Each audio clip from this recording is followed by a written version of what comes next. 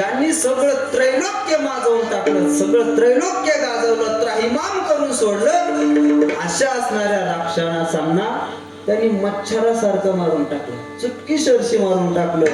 एवढा सामर्थ्यवान असणारा परमात्मा, परंतु आम्हासी तो जोडी कर दोन्ही विष्णू जोडी कर माथा रजवंदी हर. संतांच्या चरणराजाची वंदना परमात्मा करतो.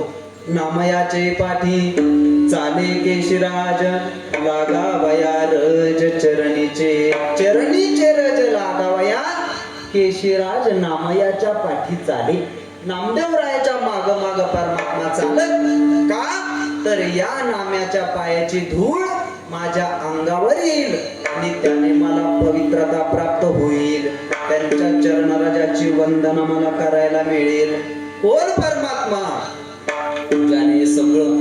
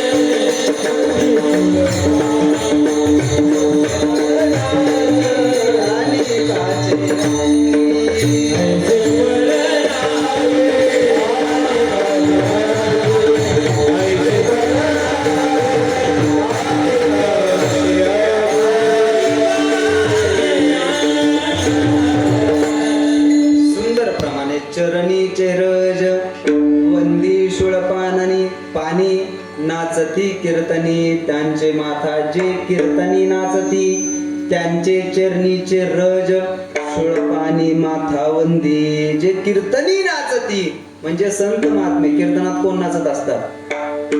संत, बरोबर आहे की नाही?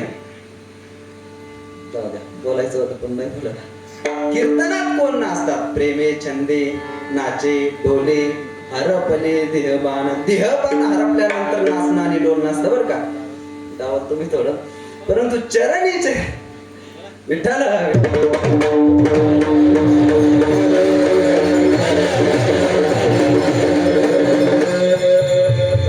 नंतर बोला. सगळे मोठ्याले महात्मे बसलेले समोर, ते लहान कोणी मोठा घास घेतलं समोर. चरणीचे रज वंदी सुळपानी नाचती कीर्तनी त्यांचे माता. म्हणजे सगळ्यात मोठा जर कोण आहे तर तो परमात्मा आहे. आणि परमात्मा सुद्धा संतांना वंदन करतो, संतांच्या पाया पडतो. म्हणजे देवापेक्षाही संत काय आहेत? मोठे आहेत, मोठे आहेत. आणि असं संत महात्मे मोठे असल्यामुळं सगळ्या पुराणामध्ये, शास्त्रामध्ये, वेदामध्ये संतांची कीर्ती गायलेली आहे. त्यांची कीर्ती गायली पुराणात तरी हो. एक विषय तो सकळांचा हरी, त्याच्या आवडीने आवडवी तरी. अंध बहिर हे प्रेत लोकाचारी, त्यांची कीर्ती गायली पुराणांतरी हो. संतांची कीर्ती ही पुराणांनी गायली. पुराणामध्ये संतांचा मोठेपणा प्रतिपादन केला व पुराणांनी संतांचा मोठेपण गायला, लिहिला. परंतु प्रश्न हा निर्माण होतो महाराज की संतांचा महिमा पुराणाने वर्णिला, पुराणामध्ये संतांची कीर्ती गायली, आम्हालाही मान्य आहे. परंतु संतांचीच कीर्ती का पुराणांनी गायली हो? पुराण आपली कीर्ती का गात नाही? पुराणामध्ये आपलं नाव का नाही? पुराणामध्ये आपलं वर्णन का येत नाही? प्रश्न आहेत का? जसे संत महात्मे या भूतळावर येऊन राहिले तसं आपणही राहिलो. संत महात्मे जसे वागले तसं आपणही वागतो. संत महात्मे याच ठिकाणी येऊन राहिले ना, कारण महाराष्ट्र ही संतांची भूमी सांगितलं जातं. महाराष्ट्रामध्ये उपपीक संतांचं आलेलं आहे. आणि असं असताना आपलं वर्णन कुठं शास्त्रामध्ये, पुराणामध्ये दिसत नाही. परंतु संतांचे मात्र गोडवे पुराणामध्ये गायलं जातंय. असं का? संत परमार्थ करत होते, संत कीर्तन करत होते, आम्हीही कीर्तन करतो. संत वारी करत होते, आम्हीही वारी करतो. संत भजन करत होते, आम्ही भजन करतो, आम्ही कीर्तन करतो, आम्ही नामस्मरण करतो. मग सगळ्या त्यांच्या ज्या क्रिया आहेत त्या क्रिया आम्हीही करतो. तर आमचं पुराणामध्ये का नाव नाही? पुराण आमचे गोडवे का गात नाही, संतांचेच गोडवे का गात? प्रश्न निर्माण होत नाही आपल्याला? व्हायला पाहिजे. होतो ना प्रश्न निर्माण? कोणाला होत नाही? श्री गुरु पद्माकर बाबा हे सांगत असतात, प्रश्न कोणाला निर्माण होत नाही म्हटले? एक तर ज्याला सगळं कळालंय त्याला प्रश्न निर्माण होत नाही, आणि एक ज्याला काहीच कळालं नाही त्याला प्रश्न निर्माण होत नाही. आता याच्यामध्ये आपले कोणत्या गटात बसतो आपण? आपल्याला सगळं कळालंय का काहीच कळालं नाही? प्रश्न दोन गटामध्ये निर्माण होत नाही. कोणत्या गट? एक ज्याला सगळं कळालं त्याला प्रश्न निर्माण होत नाही, आणि ज्याला काहीच कळालं नाही त्यालाही प्रश्न निर्माण होत नाही. बरोबर आहे? मध्ये झाला. तुमचं कसं आहे? कसा दिसतंय तुम्ही सध्या? डोळे एवढ्या लवकर नाही अजून. विठ्ठल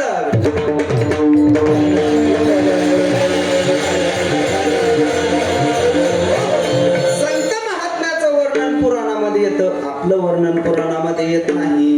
काय येत नाही? बरं, बाह्य जीवन जर संत महात्म्याचं बघितलं आणि आपलं जीवन बघितलं तर त्यांच्या जीवनामध्ये आणि आपल्या जीवनामध्ये वेगळेपणा असा काहीच नाही.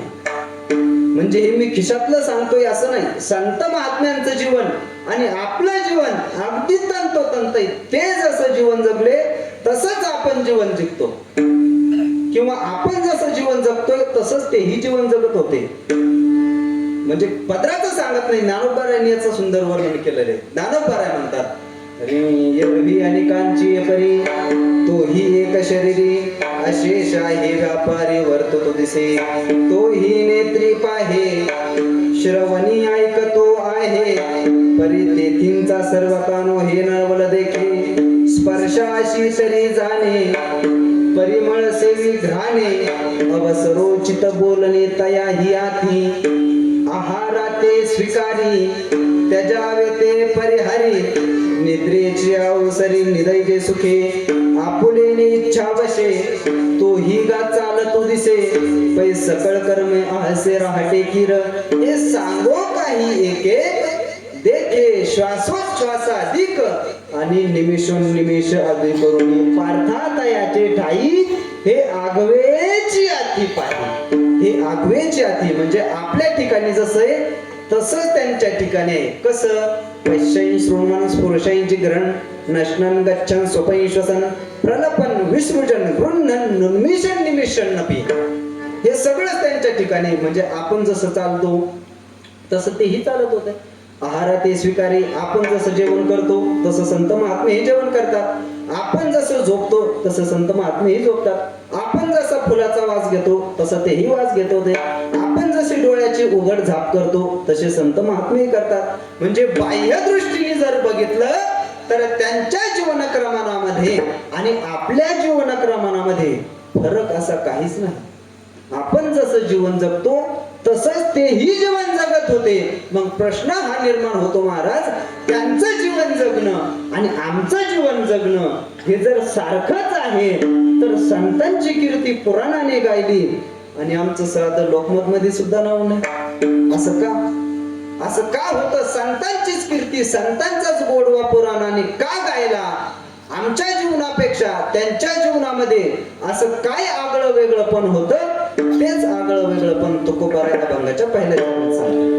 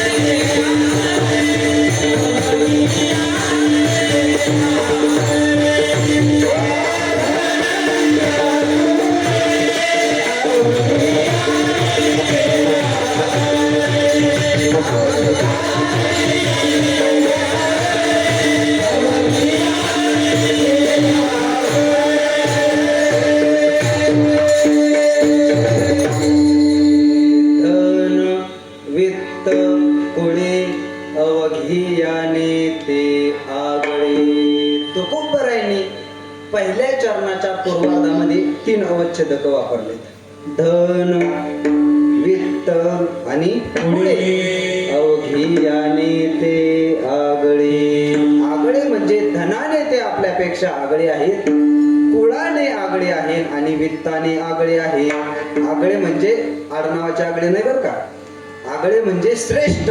आपल्यापेक्षा ते कसे, आपल्यापेक्षा धनाने श्रेष्ठ आहेत, आपल्यापेक्षा वित्ताने श्रेष्ठ आहेत आणि आपल्यापेक्षा कुळाने श्रेष्ठ आहेत. 3 अवच्छेदक तुकोबारायांनी वापरले पूर्वार्धामध्ये. आणि उत्तरार्धामध्ये अवघियाने ते आगळे म्हणजे धनाने, वित्ताने आणि कुळानेच आगळे म्हणजे श्रेष्ठ आहेत असं नाही, तर सगळ्याच काही गोष्टीने ते आपल्यापेक्षा कसे आहेत, श्रेष्ठ आहेत. आता अभंगावर थोडस जसं झेपल तसं चिंतन करू आपण. परंतु चिंतन करण्यापूर्वी आज कीर्तनाकरता विशेष ज्यांची उपस्थिती आहे, सगळ्या महाराष्ट्र ज्यांचा आवाज ऐकण्याकरता लालायित आहेत असे आमचे आदरणीय श्रद्धेय परमस्नेही कैलास गुरुजी महाराज या ठिकाणी उपस्थित आहेत. त्यानंतर त्यांचीच झेरॉक्स कॉपी आमचे लक्ष्मण महाराज या ठिकाणी उपस्थित आहेत. आमचे दामोदर महाराज उपस्थित आहेत. आमचे आदरणीय श्रद्धेय सोमनाथ महाराज उपस्थित आहेत. इकडे आमचे विशाल महाराज गडले मृदंग सम्राट, ते आज टाळ घेऊन उभे आहेत. विनेकरी बाबा सुंदर वारकरी महात्मे या ठिकाणी उपस्थित आहेत. आणि या भक्त बाबा या ठिकाणी उपस्थित आहेत. इकडे आमचे हा कार्यक्रमाचा खटाटोप धावपळ सुंदर निसर्गरम्य वातावरण ज्यांनी निर्माण केलं असे आमचे संतोष महाराज. म्हणजे आता हे बाह्य तर झालं पण आतलं बी सौंदर्य आहेच म्हणा पहिलं, परंतु आतलं पण होईल जाता. आमचे दुसरे मृदंगाचार्य महाराज हरिओम महाराज उपस्थित आहेत. आमचे आदरणीय पूजनीय श्रद्धेय राम बाबा छडीदार महाराज या ठिकाणी उपस्थित आहेत. आमचे गुरुबंधू गायन सम्राट कीर्तन केशरी कोण आमचे विलास महाराज उपस्थित आहेत. त्याचप्रमाणे आदरणीय श्रद्धेय आमचे गुरुस्थानी असणारे आमचे रामेश्वरजी महाराज कथाव्यास महाराज या ठिकाणी उपस्थित आहेत. चौधर बाबा आमचे गुरुबंधू मित्र सखा सगळंच काही. आमचे अनिल महाराज या ठिकाणी उपस्थित आहेत. आणि समोर बसलेले पेटे भास्कर बाबा, इकडे बाबा, आणि समोर हे मोठे मोठे यतिवृंद बसलेले आहेत. आमचे बाबा आहेत. इकडं पूजनीय श्रद्धेय आदरणीय तुकारामजी बाबा आहेत. इकडे समोर बाबा बसले. कुणाचं नाव घेणं उचित नाही, मोठाले माणसं आहेत. आपल्याला चालतं कसं बी. सगळ्यांच्या चरणी दंडवत करतो आणि थोडंसं चिंतन करण्याचा प्रयत्न करतो. विठ्ठला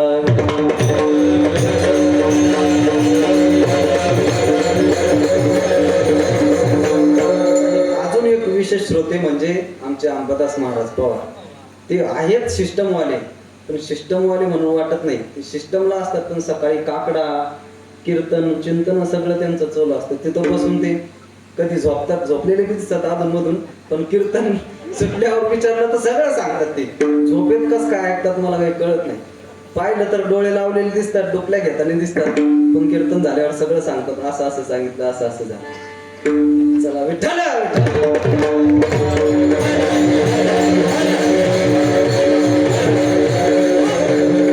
संतांचे गोडवे पुराणामध्ये गायलेले, संतांचा मोठेपणा प्रतिपादन करतात पुराण, आमचा मोठेपणा प्रतिपादन करत नाहीत पुराण. त्याचं कारण तुकोबाराय सांगतात की धन वित्त पुळे अवघी आणि ते आगळे. संत आपल्यापेक्षा धनाने आगळे आहेत. आगळे म्हणजे श्रेष्ठ. आता धन कशाला म्हणतात? धन हे आपल्याला माहिती आहे. धन म्हणजे काय? पैसा. पैसा, बरोबर आहे का नाही? मग आता संत आपल्यापेक्षा पैशाने श्रेष्ठ आहेत. म्हणजे इकडे बघा, इकडे बघा काय चालू आहे तिकडे, सगळे तिकडे पोरं, इकडे बघा ना. संत धनाने श्रेष्ठ आहेत सगळ्यांपेक्षा. पहिलं अवच्छेदक वापरलं धन, या अवच्छेदकाने संत कसे आहेत? श्रेष्ठ आहेत. मग संतापाशी असं कोणतं धन आहे की आपल्यापेक्षा ते धन श्रेष्ठ आहे? महाराज, आमच्याकडेही धन आहे. आपल्याकडे 10च्या 20च्या 50च्या 100च्या 200च्या 500च्या नोटा आहेत. 2000च्या नोट आहे, आता सध्या बंद झाल्या, पण 2000ची नोट आपल्याकडे आहे. मग संतांचं धन आपल्या धनापेक्षा श्रेष्ठ आहे.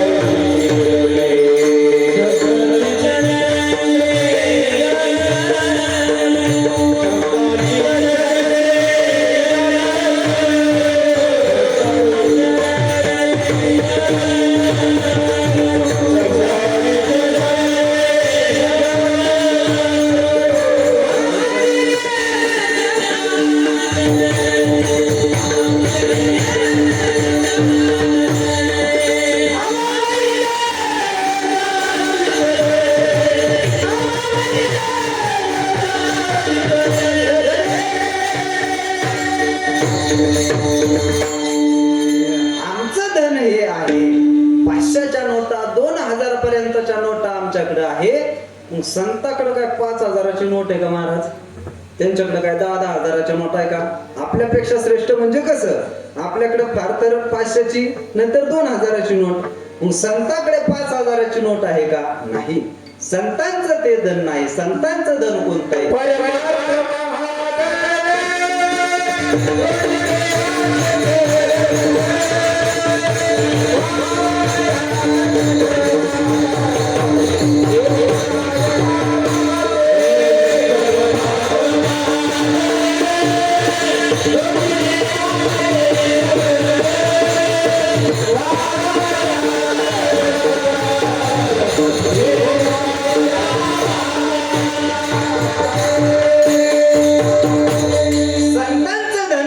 संतांचं धन आपल्यापेक्षा श्रेष्ठ आहे. श्रेष्ठ आहे म्हणजे कसं श्रेष्ठ आहे? कोणतं धन आहे शब्दाचं? तर आम्हा घरी धन शब्दाचीच रत्ने, शब्दाचीच यत्न पूजा करू.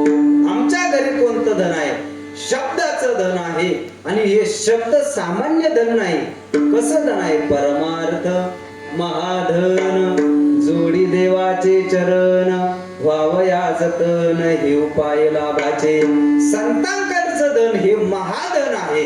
परमार्थ महाधन हे सामान्य धन नाही. आपल्याकडचं धन हे निकृष्ट धन आहे, दुःखाला कारणीभूत असणारं धन आहे.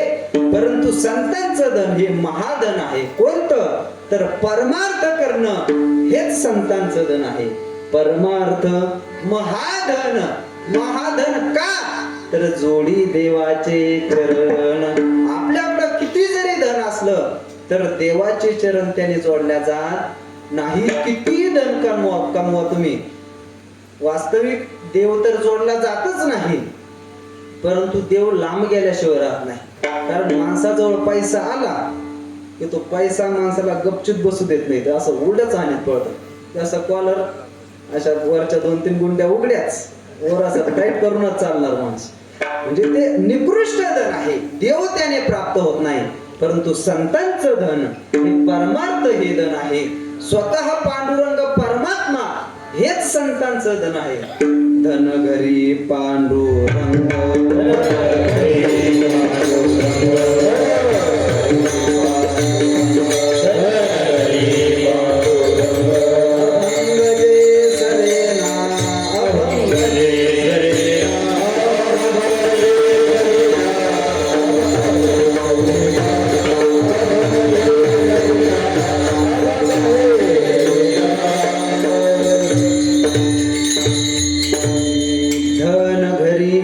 पांडुरंग अभंग जे सरेना. आमच्या घरी धन कोणतं आहे? पांडुरंग परमात्मा हेच आमचं धन आहे. म्हणजे विठ्ठल विठ्ठल हे धन जीवन अंतकाळीचे टाळ. काय आम्हा विठ्ठल जीवन टाळ चिपुड्या धन. टाळ हे आमचं धन आहे, चिपुड्या हे आमचं धन आहे. देवाचं नाव हे संतांचं धन असतं. आपलं धन वेगळं आहे महाराज, आपण याला धन मानत नाही. एखादा जर लय नामस्मरण करत असला, दररोज समजा 1000, 21,000, 25,000, 1,00,000, 50,000, 2,00,000 असं नामस्मरण करत असला, तर त्याला आपण धनवान समजतो का?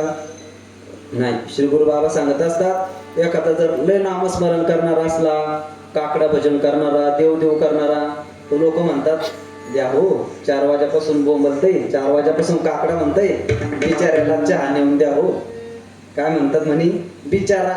म्हणजे जो देवाचं नामस्मरण करतो, महाधन, महाधनाचा वेच जो दिवस रात्र करतो, त्याला लोक काय म्हणतात? धनवान नाही म्हणत, बिचारा म्हणतात. बिचारा म्हणजे जो देवाचं नाव घेतो, परमात्मा ज्याने आपलासा केला, त्याला आपण धनवान मानत नाही.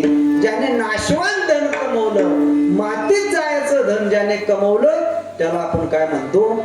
धनवान म्हणतो. परंतु तुकोबारा म्हणतात ते खरे धनवान नाही. धनवान जर कोण असेल तर संत हेच खरे धनवान आहे.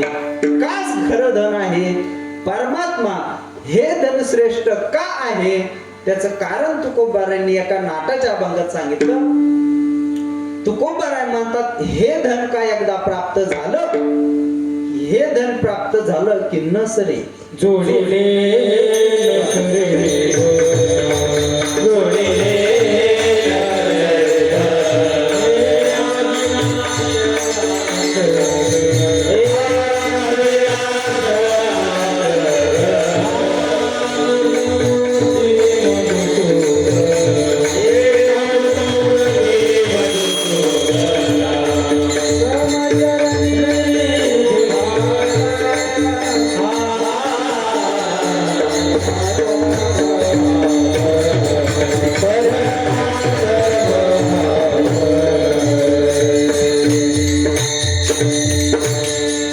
जोडिले नसरे धन अविनाश आनंद घन अमूर्त मूर्ती मधुसूदन समचरणी देखीला.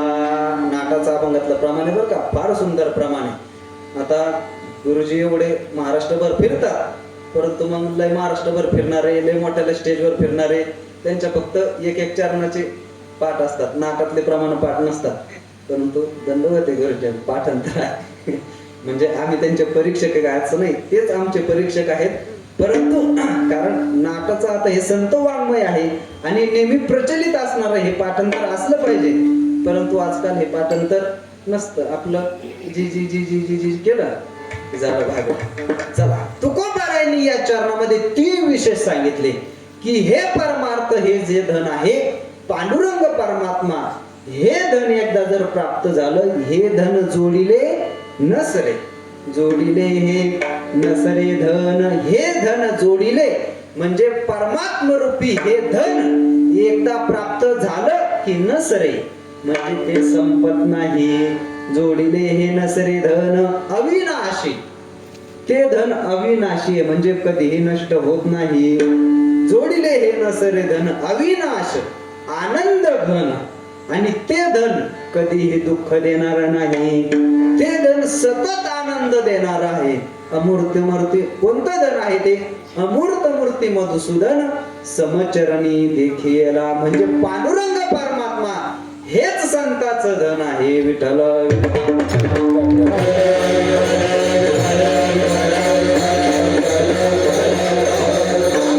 निकृष्ट का? तर आपलं धन जमा करायचं असल्यानंतर ते जमा करण्यामध्ये, संचय करण्यामध्ये आपल्याला दुःख असतं. किती कष्ट घ्यावं लागते तो पैसे जमा करायला माणसाला. सकाळीच उठून 7 वाजल्यापासून चालले मक्का जमा करायला, झापडातच उन्हात तानात, दुखलंय, भूक नाही, ताण नाही, आंघोळ नाही, तोंड धुणं नाही. सकाळी 7 वाजल्यापासून मक्काच्या वावरात जमा करायला. कशा करता? लय बरं वाटतं म्हणून, देवधर्म करायला करता नाही, पैसा मिळवण्याकरता. कोणी रात्रंदिवस फिरतंय, कोणी काय करतं, कोणी काय करतं. याची टोपी त्याच्या डोक्यात, त्याची टोपी याच्या डोक्यात, सगळ्याच्या टोप्या आपल्या डोक्यात. किती किती कुटाने करतात महाराज. म्हणजे पैसे जमा करण्याला, पैसा धन संचय करण्याला किती त्रास आहे आपल्याला.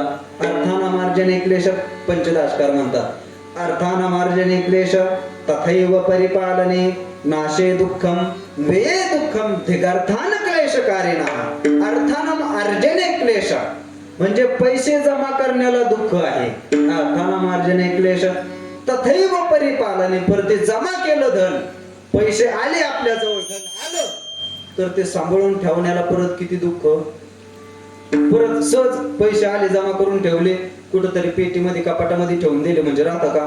नाही. दररोज माणसं पाहतात, बाया लक्ष्म्याजवळ धन आलं की मग कोणी डाळीच्या डब्यात, तांदूळाच्या डब्यात, कोणी देवघराच्या खाली, कोणी पोत्याच्या खाली.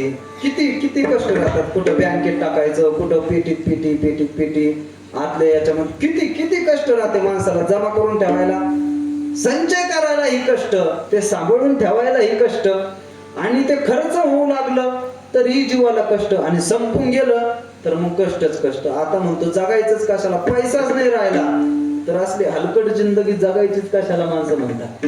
परंतु आता हे सामान्य धन आहे, नाश पावलं तर पाहू दे, पण परमात्मा हे महाधन आहे. तो तर आपल्यासाठी विद्यमान आहेच ना कधी, परंतु तिकडं लोक जात नाही.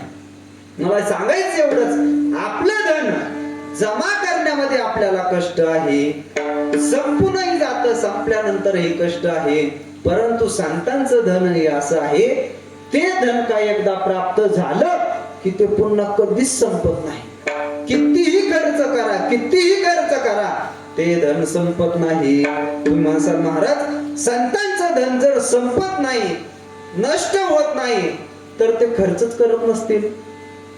धन आलं की जन्म ठेव, धन आलं की जन्म ठेव, धन आलं की जन्म ठेव. काही माणसं असतात, पैसे आले की जन्म ठेव, आले की ठेवून द्यायचे, पुन्हा काढायचे नाही. कीर्तनाला नाही, भजनाला नाही, सप्त्याची वर्गणी नाही, काही नाही, काही नाही. आले की जन्म ठेव. तसं संतांचं असं महाराज, संत त्यांचं धन खर्चच करत नसतील म्हणून संपत नसेल असं नाही महाराज. संतांचं धन आहे आणि ते खर्चही करतात, आणि विकत कुणाला देत नाही. ते धन असं टोपल्यामध्ये घेतात, डोक्यावर घेतात टोपलं, आणि गल्लोगल्ली हिंडतात. देव घ्या कुणी, देव घ्या कुणी, ऐताला घर पुसोनी. देव घ्या, देव घ्या, देव घ्या. पण लोक म्हणतात देव न लगे, देव न लगे, देव घ्या. Oh,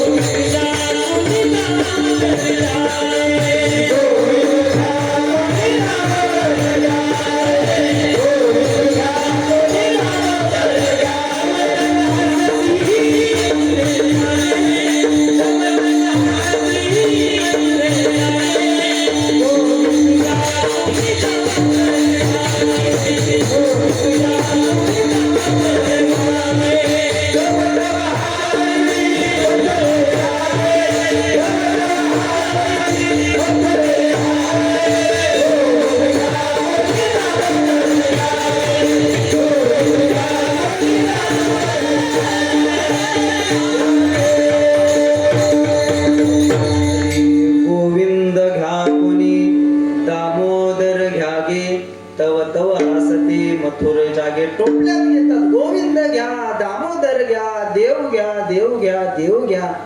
परंतु असं किती जरी त्यांनी त्यांचं धन खर्च केलं तर ते धन संपणार आहे का? नाही. उलट जेवढं त्या धनाचा खर्च करील तेवढं ते धन अधिक अधिक वाढतच राहतं. आपलं धन घ्या बरं डोक्यावर टोपल्यात घ्या आणि पैसे घ्या सोनं घ्या चांदी घ्या असं राहील का आपल्या जवळ? बरं आपण विकू तरी का? हा नाही. विकता का तुम्ही? असं करता का? या तळेगावला घेऊन टोपलं कायला दिसू द्या इथं लोकांनी नाही आडवं केलं तर मग. परंतु संतांचं धन किती जरी खर्च केलं किती जरी लोकांना वाटलं तर ते कधीही संपत नाही. हाच त्या धनाचा श्रेष्ठपणा आहे. संतांचं धन श्रेष्ठ का? तर संपतच नाही. कितीही खर्च करा बरं संपत तर नाहीच नाही. असल्यावर दुःखही देत नाही. आपलं धन दुःख देतं. एखाद्या जवळ माहीत झालं अमुक माणसाकडे लय धन आहे, धन असं माहीत झालं की उडवलं समजा दुःख देणार धन. परंतु एखादा महात्मा आहे, संत महात्मा आहे, ब्रह्म साक्षात्कार झालाय, देव त्याला प्राप्त झालाय, त्याला कोणी गोळ्या घालतं का? त्याला कशाची भीती का? नाही. हे धन म्हणजे संपतही नाही. जवळ असल्यावर ते धन दुःखही देत नाही. उलट कसं आहे? आनंद घन केवळ आनंद निबिड आनंद स्वरूप असणार ते धन आहे. आणि असं असल्यामुळं तुकोबाराय म्हणतात धन वित्त कुळे अवघी आणि ती आगळे. धन त्यांचं आपल्यापेक्षा श्रेष्ठ आहे. पहिलं अवच्छेदक झालं. लक्षात आलं? धनत्व अवच्छेदक आणि संत श्रेष्ठ आहे. दुसरं अवच्छेदक आहे वित्त. धन वित्त दुसरं वित्त त्यांचं आपल्यापेक्षा श्रेष्ठ आहे. आता वित्त शब्दाचा एक अर्थ धन असाही होतो, संपत्ती असाही होतो. वित्त शब्दाचा धन असा अर्थ केला तर त्याचं चिंतन आपलं झालंय. परंतु वित्त शब्दाचा अर्थ व्याकरण दृष्ट्या जर बघितला तर अजून एक आपल्याला अर्थ काढता येतो. श्री गुरु गाथामूर्ती बाबा तो अर्थ सांगत असतात. वित्त शब्दाचा अर्थ वित्त म्हणजे जाणलेलं ज्ञान. वित्त शब्दाचा अर्थ काय होतो? ज्ञान. एक मिनिट फक्त लक्ष द्या. आता हे इकडे मोठाले मंडळी आहेत, तरुण मंडळी, तुम्ही शाळेत गेलेले आहेत का? नाही. घरामागचे काय ते पाठीमागचे सगळे शाळेत गेलेले. आता हे पण गेलेले पण आता यांचं विसरलं असेल. परंतु आता शाळेत आपल्याला व्याकरण असतं, बरोबर आहे? मराठी व्याकरण, संस्कृत व्याकरण आता अलीकडे आलंय. परंतु अगोदर होतं वाटतं व्याकरण होतं ना थोडं. संस्कृत व्याकरण हा होतं, थोडं होतं. पण थोडं लक्ष देण्याकरता पुरेसं झालं आपल्याला. तर व्याकरणामध्ये विद नावाचा धातू आहे. कोणता धातू आहे? विद. आणि त्या विदचं रूप होतं विद व्यक्ती. विद व्यक्ती. तर विद व्यक्ती म्हणजे जाणणे. काय अर्थ होतो? विद व्यक्ती म्हणजे जाणणे. आणि व्यक्ती धातूचं तुभ्यंत अवयव लावला, व्यक्ती या धातूला तुभ्यंत अवयव लावला की त्याचं वित्त असं रूप होतं. लक्षात आलं? विद व्यक्ती धातू आहे, त्याचं तुभ्यंत अवयव त्याला लावला तर त्याचं वित्त असा त्याचा अर्थ होतो. आणि वित्त शब्दाचा अर्थ होतो जाणलेलं म्हणजे ज्ञान. थोडक्यात अर्थ काय होतो? वित्त शब्दाचा अर्थ होतो ज्ञान. तर संतांचं ज्ञानही आपल्यापेक्षा श्रेष्ठ आहे. आता या ज्ञानामध्ये 3 प्रकार बरं का. एक ज्ञान अहम विषयक ज्ञान. पहिलं ज्ञान कोणतं? बाळा तू सांग. पहिलं ज्ञान कोणतं? तू सांग रे, तू पाठीमागा बघला. तुम्ही सगळे सांगा. पहिलं ज्ञान कोणतं? अहम विषयक ज्ञान. कोणतं? अहम विषयक ज्ञान. दुसरं ज्ञान आहे जगत विषयक ज्ञान. कोणतं? जगत विषयक म्हणजे जगाच्या विषयीचं ज्ञान. आणि तिसरं ज्ञान आहे परमात्मा विषयक ज्ञान. किती ज्ञान झाले? 3 ज्ञान. अहम विषयक ज्ञान, जगत विषयक ज्ञान आणि परमात्मा विषयक ज्ञान. तर हे 3ही ज्ञान आपल्यापेक्षा त्यांचे श्रेष्ठ आहेत. आता आपलं ज्ञान कनिष्ठ कसं आणि त्यांचं ज्ञान श्रेष्ठ कसं याचं थोडंसं चिंतन करू. विठ्ठल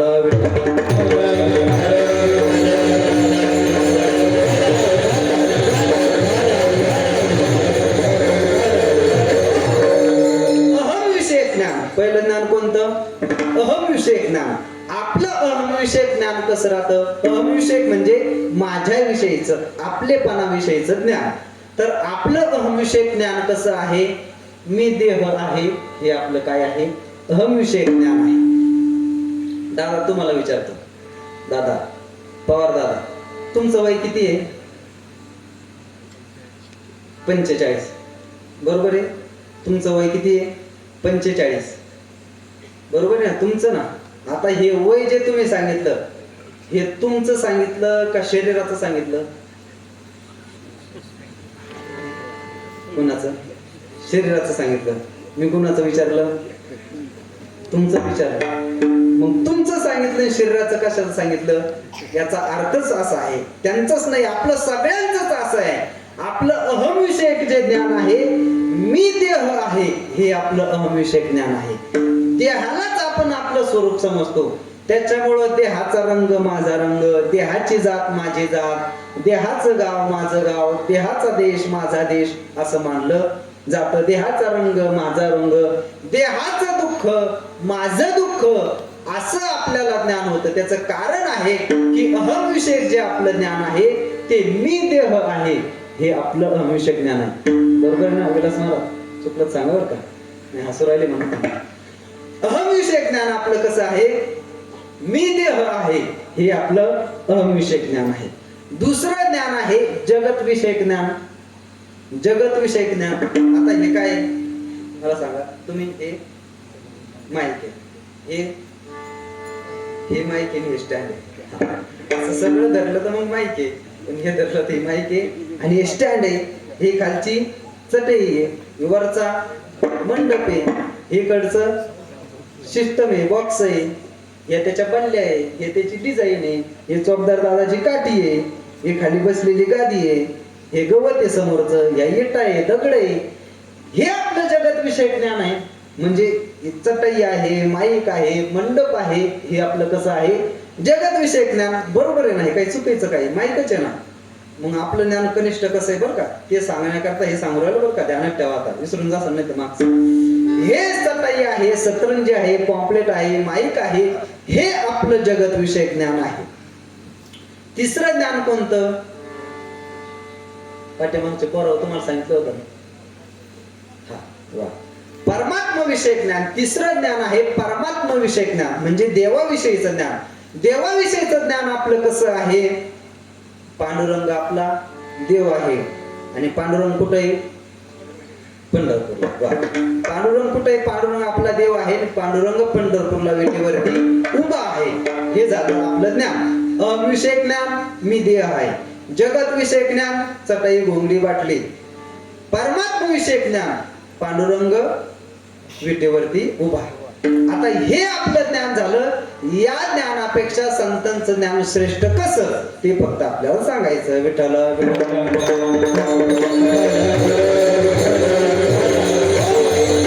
पहिले ज्ञान आहे अहमविषयक ज्ञान. संतांचं अहमविषयक ज्ञान कसं आहे? तुकोबारायांना विचारलं, तुकोबाराय तुम्ही कोण आहेत? मी वासुदेव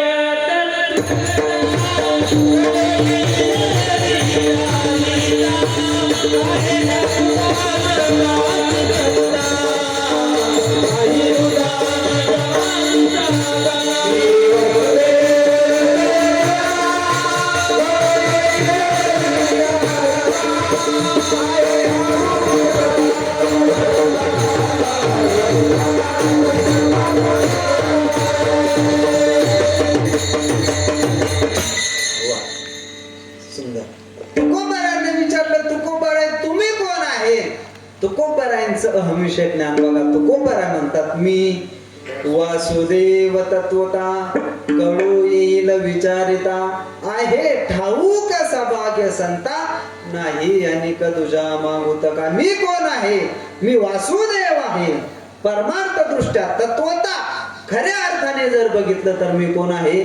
मी वासुदेव आहे. अहम ब्रह्मास्मी चिदानंद रूप शिव केवलोहम, म्हणजे मी परमात्मा स्वरूप आहे नव्हे, मीच परमात्मा आहे, असं संतांचं अहमविषयक ज्ञान आहे. आता मला सांगा, आपल्या अहमविषयक ज्ञानापेक्षा श्रेष्ठ आहे का नाही अनिल महाराज? आहे का नाही? तुम्ही सांगू? अरे वा, स्टेटस पाहत होते काय म्हणते अहमविषय ज्ञान. आपलं अहमविषय ज्ञान कसं आहे, मी देह आहे हे आपलं अहमविषय ज्ञान आहे. आणि संतांचं मी वासुदेव तत्वता असं संतांचं ज्ञान आहे. मग आता श्रेष्ठ ज्ञान आपलं का संतांचं?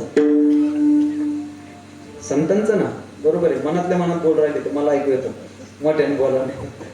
आपलं ज्ञान अहमविषय मी देह आहे, संतांचं ज्ञान मी वासुदेव तत्वता. देहाच्या ठिकाणी अहम बुद्धी संतांची राहिलेली नसती. मी माझे ऐसी आठवण विसरले जयाचे अंतकरण, पार्था तो संन्यासी जाण निरंतर. मी आणि माझे ऐसी आठवण जयाचे अंतकरण विसरले. देहाच्या ठिकाणी आत्मबुद्धी संतांची राहिलेली नसते. मी वासुदेव आहे, मी ब्रह्मस्वरूप आहे असं अहमविषय ज्ञान संतांचं असतं.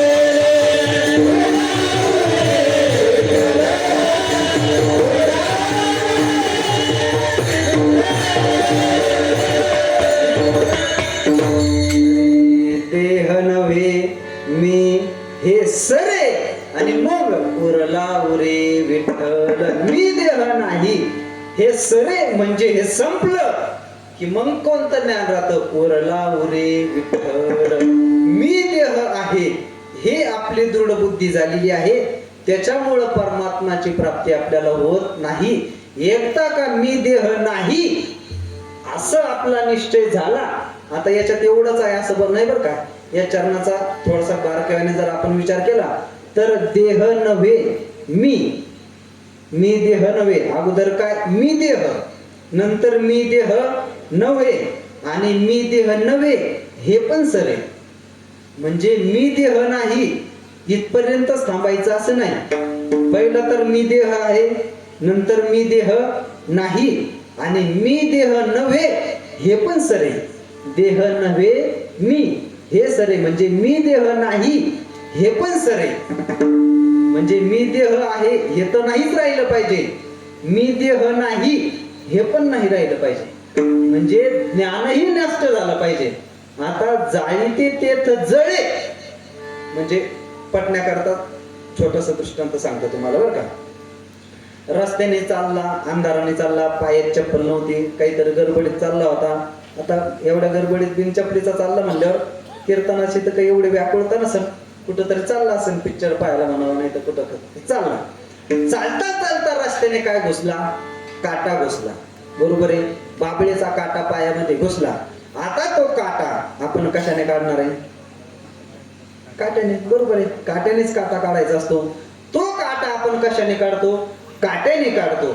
मग आता काट्याने आपण काटा काढला. मग आता जो काटा आपल्याला त्रास देत होता, जो काटा आपल्याला आपल्या दुःखाला कारणीभूत होता, तो काटा आपण काट्याने काढला. मग काढलेला काटा आपण काय करतो,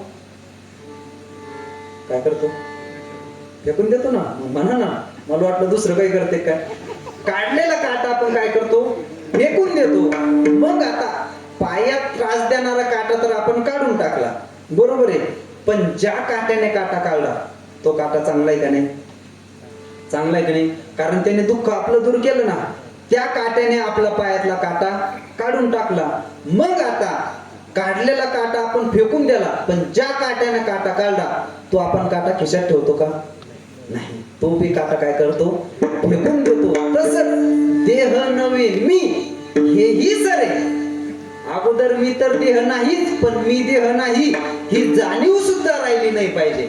त्याला निर्विशेष ज्ञान म्हणतात. देह नव्हे मी हे सरले, मग काय उरला उरे विठ्ठल विठ्ठल.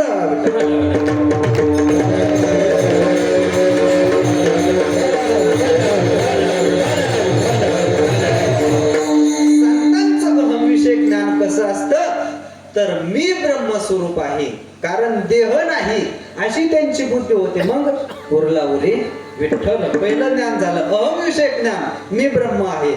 दुसरं ज्ञान कोणतं सांगितलं होतं सांगा ना. नाही, जगत विषयक ज्ञान. वा. दुसरं ज्ञान आहे जगत विषयक ज्ञान. आपलं कसं होतं जगत विषयक ज्ञान? हे स्टँड आहे, हा माणूस आहे, हे झाड आहे, हे बकेट आहे, हे मोबाईल आहे, हे बाटली आहे, हे मंडप आहे, हे आपलं जगत विषयक ज्ञान. परंतु संतांचं ज्ञान जगत विषयक. संतांचं ज्ञान कसं असतं? हे स्टँड ही देव आहे, हे चटई सुद्धा देव आहे, हा मंडपही देव आहे, हा अनिल महाराजही देव आहे, हा पक्वाचाही देव आहे, हे झाडही देव आहे. जे जे भेटे भूत ते ते मानिजे भगवंत, हा भक्तियोग निश्चित जाण माझा. संतांना जगातले पदार्थ रूपाने प्रतीतीला येत नसून ते पदार्थ परमात्म रूपानेच प्रतीतीला येतात. विठ्ठल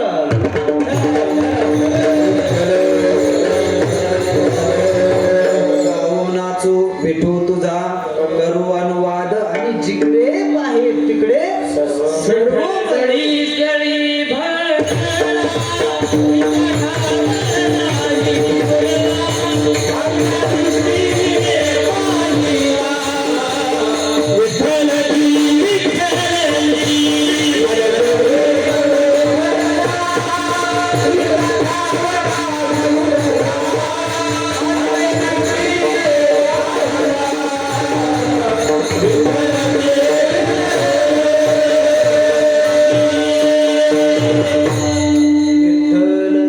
जळी स्थळी भरला, रीता ठाव नाही उरला, अजम्या दृष्टीने पाहिला विठ्ठलची विठ्ठलची. सगळे काही झाड झुडप कुत्रे पशु विद्या विनय संपन्ने ब्राह्मणे गवी हस्तिने शुनी चैव शोकाकेच पंडिता समदर्शिना.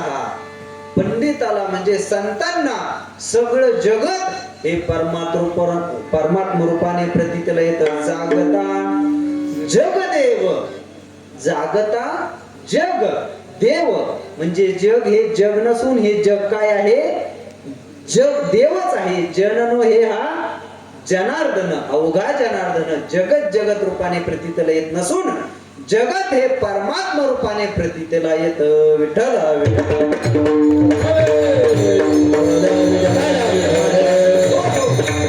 दोन ज्ञान झाले, अहमविषयक ज्ञान, जगत विषयक ज्ञान हे संतांचं श्रेष्ठ आहे.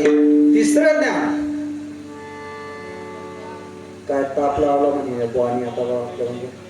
तिसरं ज्ञान आहे परमात्मा विषयक ज्ञान. आपलं ज्ञान परमात्मा विषयक कसं आहे? परमात्मा, आपला परमात्मा आहे पांडुरंग, आणि तो कुठं आहे? पंढरपूरला आहे. हे आपलं ज्ञान आहे.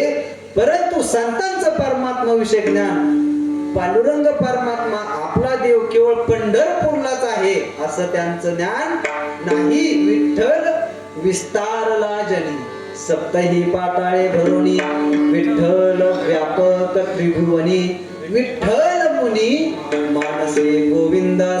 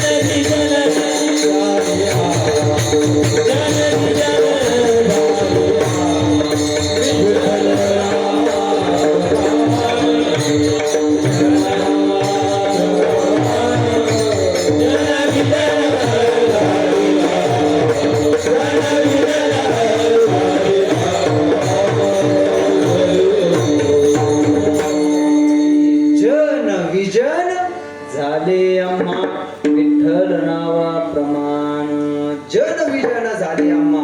म्हणजे सगळं जग जो जो कोणी समोर येईल, जो जो काही पदार्थ समोर दिसेल, तो पदार्थ नसून तो परमात्माच आहे असं संतांचं ज्ञान असतं. आपला परमात्मा व्यापक आहे, केवळ पंढरपूरलाच आहे असं त्यांचं ज्ञान नाही. परमात्मा आपला व्यापक आहे, सगळीकडे विठ्ठल जळीस तळी भरला. प्रत्येक ठिकाणी आपला परमात्मा व्यापून आहे, प्रत्येक ठिकाणी परमात्मा विद्यमान आहे असं त्यांचं कसं कोणतं ज्ञान असतं? परमात्मा विषयक. 3 ज्ञान झाले, अहम विषयक, जगत विषयक आणि परमात्मा विषयक. तर हे तिन्ही ज्ञान संतांचे आपल्यापेक्षा श्रेष्ठ आहे. त्याच्यामुळे तुकोबाराय म्हणतात धन वित्त कुळे अवघेयाने ते आगळे. 2 अवच्छेदक आपली झाली. धनत्व अवच्छेदकाने श्रेष्ठ आहेत, वित्तत्व अवच्छेदकाने श्रेष्ठ आहे, तिसरं अवच्छेदक आहे कुळत्व अवच्छेदकाने श्रेष्ठ आहे. संतांचं कुळही आपल्यापेक्षा श्रेष्ठ आहे. आपलं काय कुळ राहतं? बहुतांश आपल्या महाराष्ट्रामधल्या लोकांचं कुणाचं तुळजापूरची तुळजाभवानी, फार झालं तर जेजुरीचा खंडोबा, कोणाचा म्हसोबा, बिरोबा, सातवाई, येडाई, खोपल्याई, मार्याई हे आपले कुळदैवत राहतात. बरोबर आहे, परंतु संतांचं कुळदैवत कोणतं? विठ्ठल कुळीचे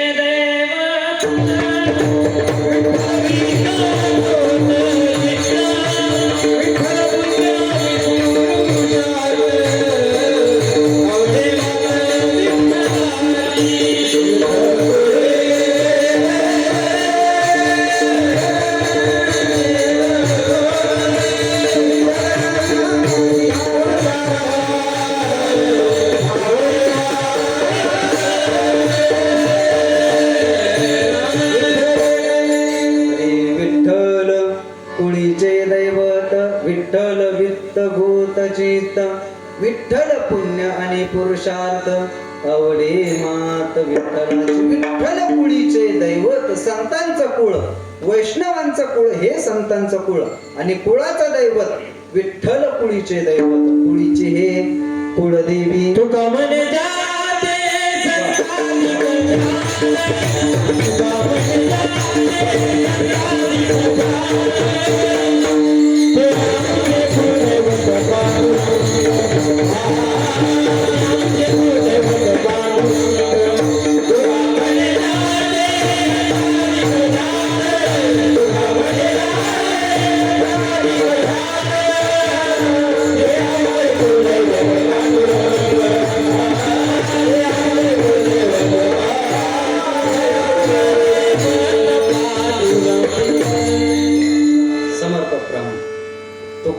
तुका म्हणे जाते संकादिक ध्यात हे आमचे कुळदैवत पांडुरंग. संकादिक जे आमचं ध्यान करतात ते आमच्या कुळाचं कुळदैवत आहे.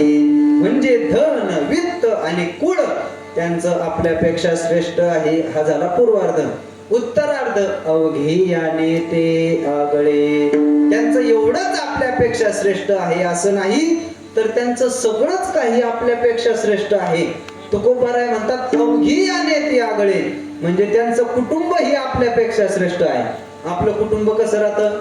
शिव्या देणारा बाप, बिड्या फुकणारा बाप, शिव्या देणारी आई, चिमटे घेणारी बहीण, हे आपलं कुटुंब राहतं. परंतु संतांचं कुटुंब ते भरतृ याड्यावानी करणारे पोर असं बायका.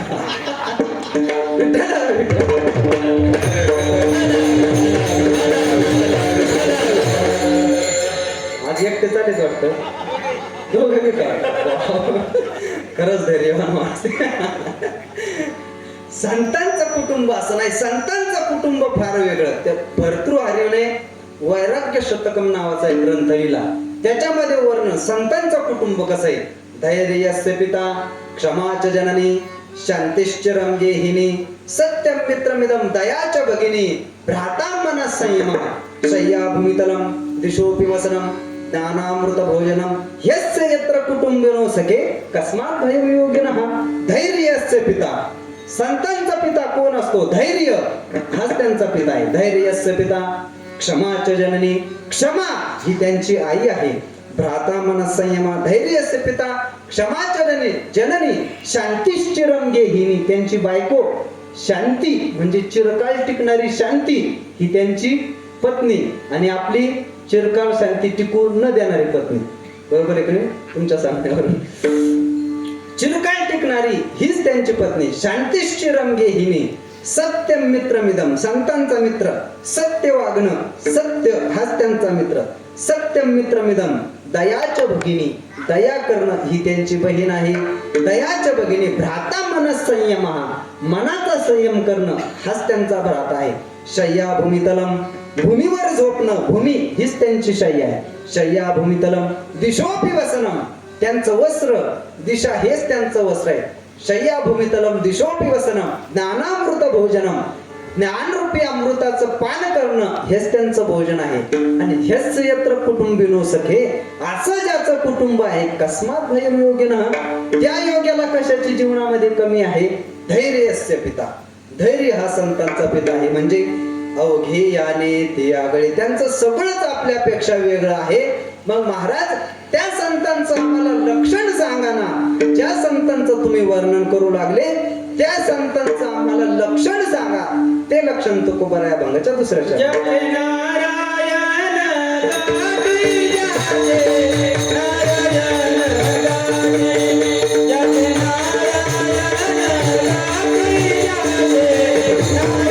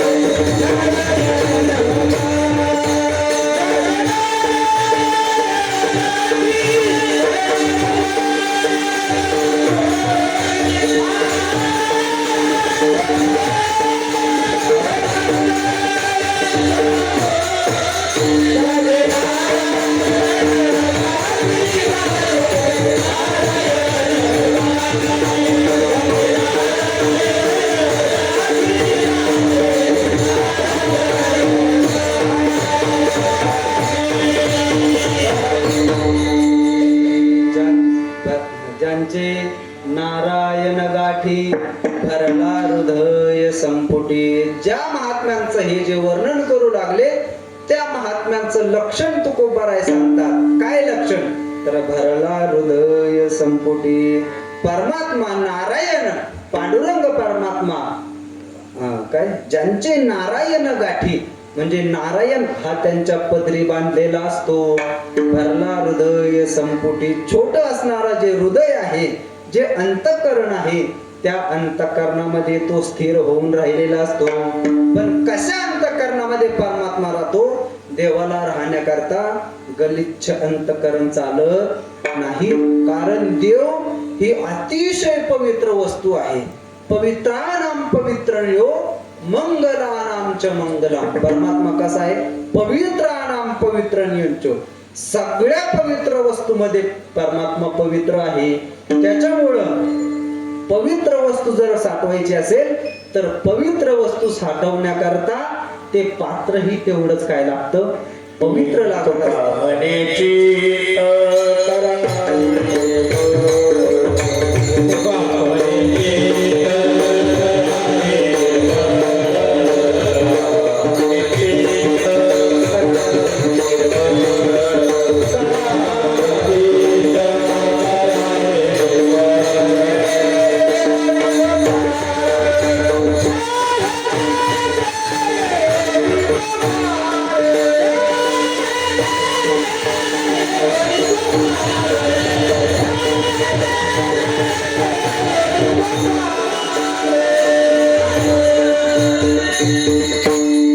तुका म्हणे चित्त करावे निर्मळ आणि मग येवो निगोपाळ राही तेथे. गलिच्छ अंतःकरणामध्ये परमात्मा राहत नाही. काम क्रोध लोभ मद मत्स्य दंभ अहंकार असे विकार ज्याच्या अंतःकरणामध्ये आहे त्या ठिकाणी देव राहत नाही. कारण देव हा पवित्र आहे आणि पवित्र वस्तू साठवण्याकरता अंतःकरण हे काय लागतं?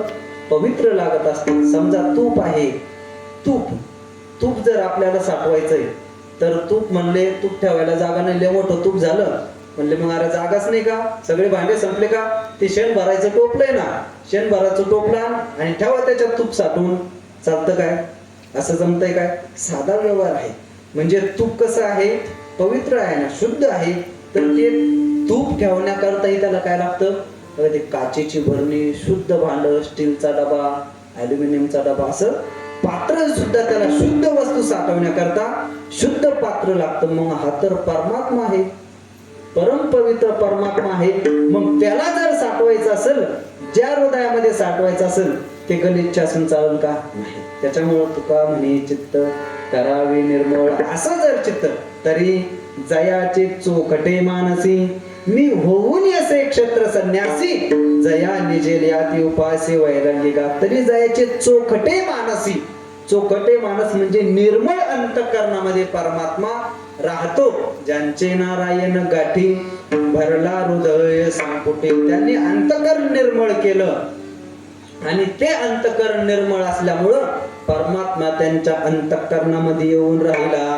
मग महाराज त्यांच्या अंतःकरणामध्ये परमात्मा आहे एवढं वर्णन तुम्ही आम्हाला सांगितलं, परंतु आम्हाला अजून त्या संतांचं वर्णन ऐकावं अशी आम्हाला अभिलाषा निर्माण झाली. अजून त्या संतांचं वर्णन कसं आहे सांगा ना. तिसरं चरण.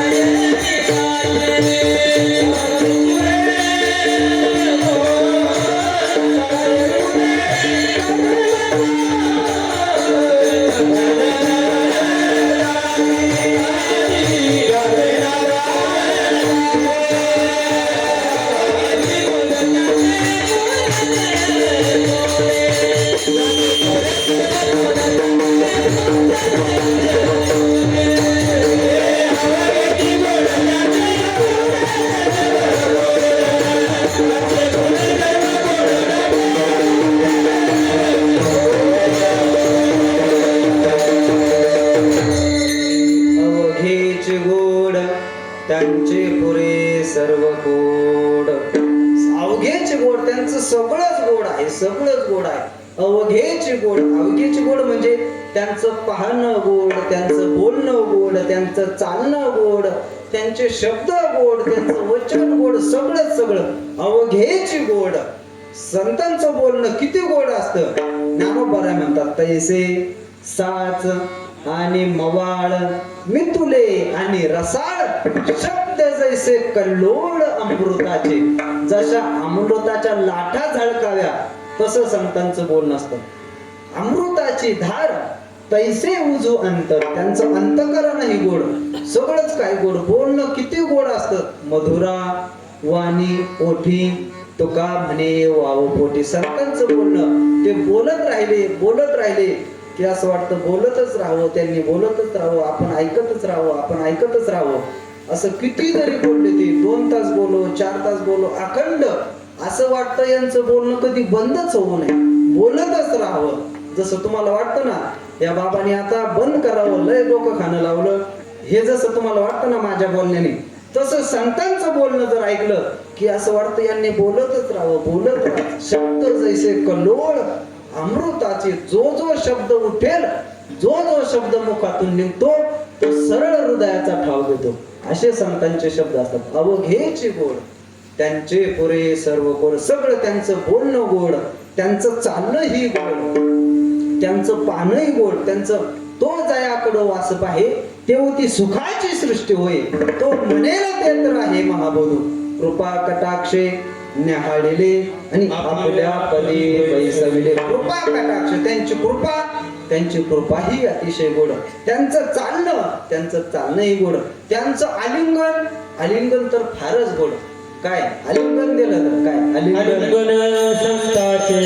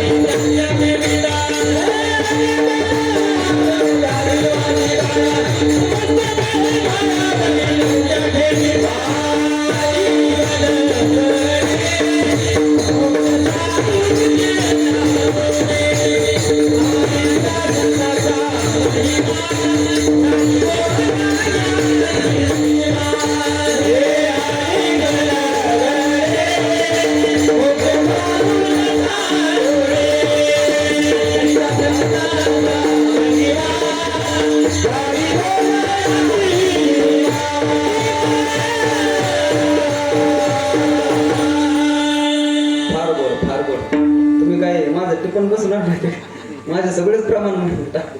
आलिंगन घडे मोक्ष सायुज्यता जडे,